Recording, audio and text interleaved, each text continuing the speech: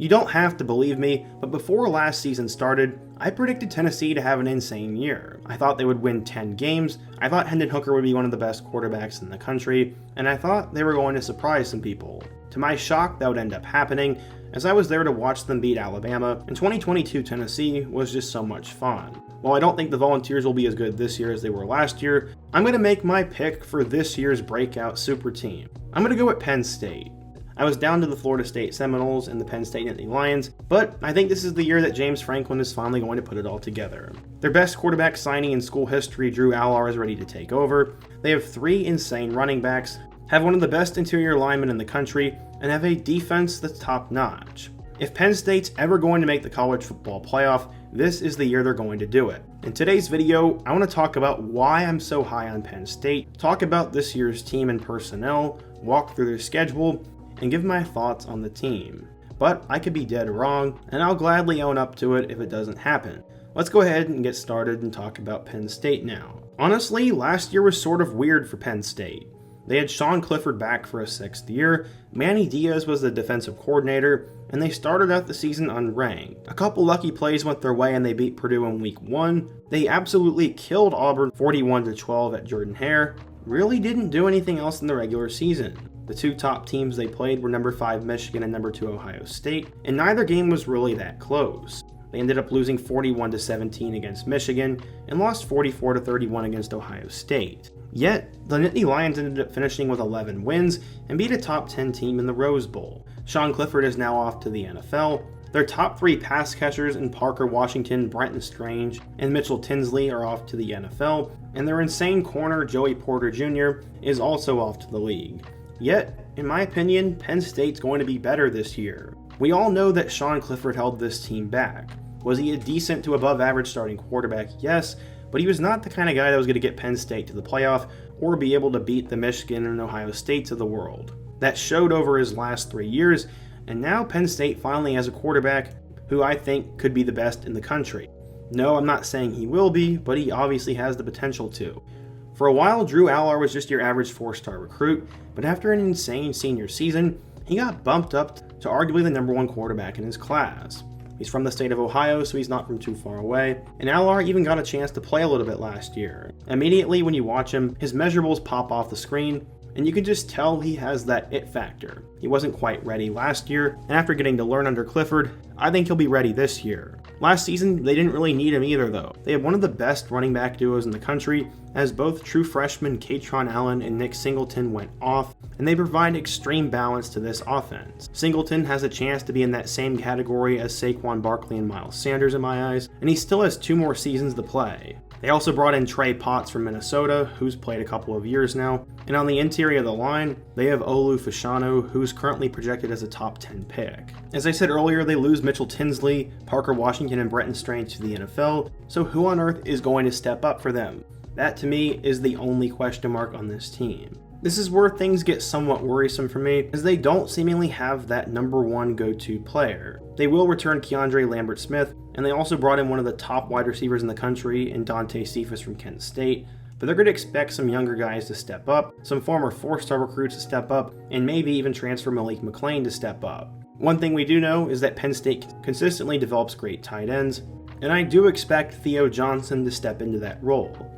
For now though, there is some uncertainty around the pass catching position, but with a good offensive line and 3 tremendous running backs, I think they'll be alright at the beginning of the year. Switching over to the defensive side of the ball, they'll once again return coordinator Manny Diaz, who while you can criticize for his time at Miami, really knows how to coach a defense.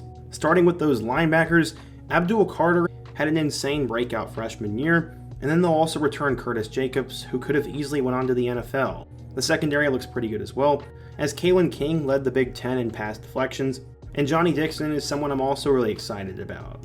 At defensive end, they have both Adisa Isaac and Chalk Robinson, and they also brought in a little bit of help from Old Dominion transfer Alonzo Ford. Overall, they have a nice balance of experience, young potential, and transfers, and combined with a good coach, I'm very excited for Penn State's defense. So, overall, they have a quarterback with a lot of potential, 3 dynamic running backs, a good offensive line, some question marks at receiver, and an overall sound defense. How will this translate to the 2023 season? Let's take a look at their schedule and find out how I think they'll do. Well, in week 1 they get a rivalry game as they'll play West Virginia at 7:30 on NBC. This is going to be one of the must-watch games of week 1, and this will be at home. Personally, I don't think this game is going to be particularly close, as I'm not super high on West Virginia, and with their hype and that atmosphere, I think Penn State wins by at least 3 touchdowns. Mark them at 1-0. Week 2 against Delaware will once again be an easy win before their first test of the year. They'll have to go on the road to Illinois, and while that typically doesn't sound like it's going to be much trouble, Illinois enjoyed a breakout season last year, and seemingly their style of football is tough. They keep the game close, run the ball a lot, and have a good defense. I mean, we saw a couple of years ago, Illinois went in there and won in 7 overtime. Personally, I think that game is going to do a lot of good for them, as I think it'll be close, but I do think Penn State will win it, and will help get Drew Allar and some of those younger players ready for their bigger matchups. After that, they'll get Iowa at home for the whiteout on CBS, and while Iowa is similar to Illinois in terms of style of play, this will be the whiteout. I think Penn State will hit a groove, and they'll win by a few touchdowns because Iowa can't move the football. After that, they go on the road to Northwestern, and while in the past Northwestern was a threat for an upset, that is not the case anymore, and after going 1-11 last year, I expect this game to be an easy win. After that, they get UMass, and Penn State could legitimately start the season 6-0. I think there's a good chance of it. They should be a top 4 team at minimum by that time for a huge matchup against Ohio State. Ever since that infamous game in 2016, Penn State has just not been able to get it done. They almost did it in 2017, had some dumb play calling in 2018, and have been able to keep it close over the last few years but not get over the hump. Do I expect that to change this year? Honestly, at this point, no. If this game was in Happy Valley, I'd probably pick Penn State to win, but for now, Ohio State is just the better team and has the winning track record. There are question marks about Ohio State though, as the offensive line is pretty suspect, and they'll have to make sure that their new starting quarterback is as good as Ohio State quarterbacks usually are. I'm going to assume they're going to figure out the offensive line, and their quarterback will be fine, and in that case, Ohio State wins by probably a touchdown or 2. That won't necessarily eliminate them from the East, but it makes the road a little bit tougher. After that, they get Indiana at home, and I don't think that game will be particularly close, and I don't think the Maryland game will be particularly close either. That'll end up getting them to 8-1 for what will be the deciding game of the season. The Michigan Wolverines will come to town, and personally, I think this is going to be their big break. Michigan could be undefeated coming into this game as well, and with how well they've done the last 2 years, I'd expect this to be a top 5 or at minimum top 10 matchup. Penn State will have a lot of buzz to this game, and I expect them to win. This will be their coming out party, and will put them back in the race to win the Big Ten East. After that, they get Rutgers, which will be a win, and then they'll go on the road to Michigan State, which will also be a win. That'll put them at 11-1, with a loss to Ohio State and a win over Michigan. Penn State going to the Big Ten Championship is going to be determined by Ohio State.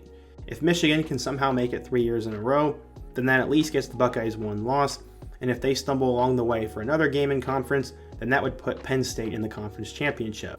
We're getting into a little bit of a tiebreaker scenario. In this case, they would need Ohio State to lose twice, and they have to beat Michigan. That would put Penn State in the conference championship game, which I would expect them to win, and if they win that, would get them to the college football playoff. There's a couple of dominoes that really have to fall, but either way, the Michigan and Ohio State games are once again going to determine this year. While I do think Illinois will be the 3rd toughest test on the schedule, for the most part, Penn State has it pretty easy, and should at minimum enjoy an 11-win season. If they can't do that, then they will probably load up again in 2024. But in my opinion, this is the year they gotta do it. Ohio State's reloading, and they get Michigan at home. Either way, I'm super pumped for this team, and honestly, they'll go as far as Drew Allar goes. He's the key to this entire team. I'm definitely very excited to see how this is all gonna play out. What do you guys think? If you're a Penn State or a Big Ten fan in general, what do you think of this year's Nittany Lions team? What do you make of my predictions? And what school should I do next? Be sure to let me know down below. Leave a like if you want to support today's video, subscribe if you're new, and check out all my other videos on the end screen. I hope to see you guys again soon, but until next time, peace.